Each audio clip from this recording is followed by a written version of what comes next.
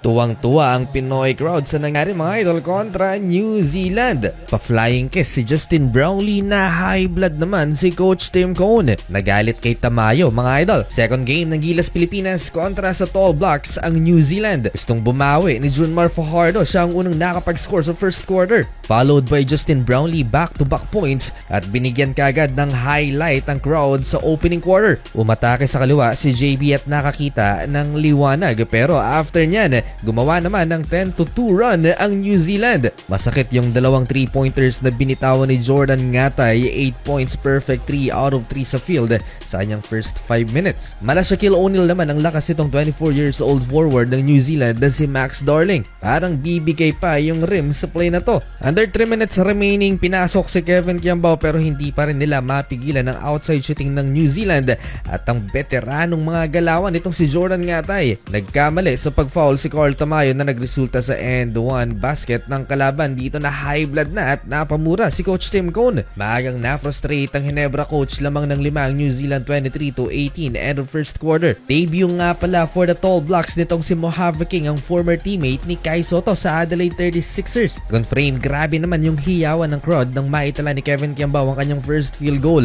Step back 3-point basket. Dahil wala tayong rim protector courtesy of Kai Sotto, mas naging maluwag ang depensa natin sa ilalim. Nagbuhat na naman si Justin Brownlee, 13 points and counting mga idol. Great lob by KQ to JB for a reverse layup.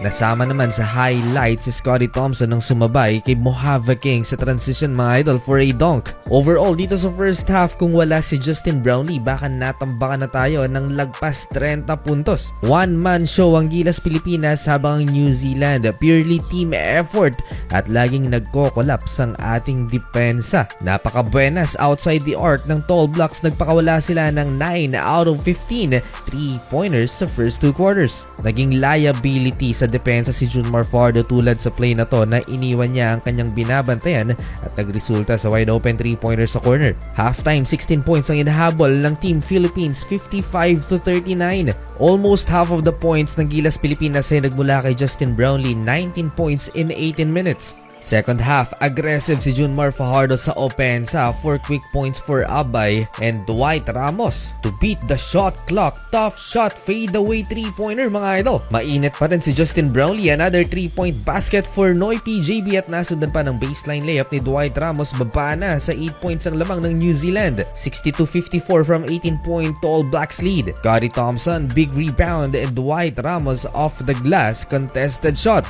Nangangamoy comeback mga idol, tuwang-tuwa na ang Pinoy crowd. Dwight Ramos, another one, 7 points na lang inahabol ng Gilas. Tuluyang sumabog ang emosyon ng crowd dahil sa 3-point basket na to ni Justin Brownlee at sa lahat ng plays na yan involve si Scottie Thompson, X-Factor mga idol, ang Ginebra star. Dahil sa turnovers ng New Zealand mga idol dito sa third quarter, dikit na ang laban, 74-68. 29 points lang naman si Justin Brownlee. Fourth quarter, maganda ang simula ng New Zealand, balik sa double figures ang inahabol ng Gilas Pilipinas. Entering the final 5 minutes ng fourth quarter, pumapalag pa ang Team Philippines. Step up si Dwight Ramos and again Justin Brownlee, clutch 3-point basket, baba ulit sa tatlo ang lamang ng New Zealand, 85-82, crunch time. Nag-flying kiss pa si JB pero agad na pinatahimik ng New Zealand ang crowd. Last 2 minutes nang hinayang si Coach Tim Cone sa crucial turnover na to ni Dwight Ramos. Nabigyan ng chance ang New Zealand at naipasok ang high off the glass layup na to kontra kay AJ Edu.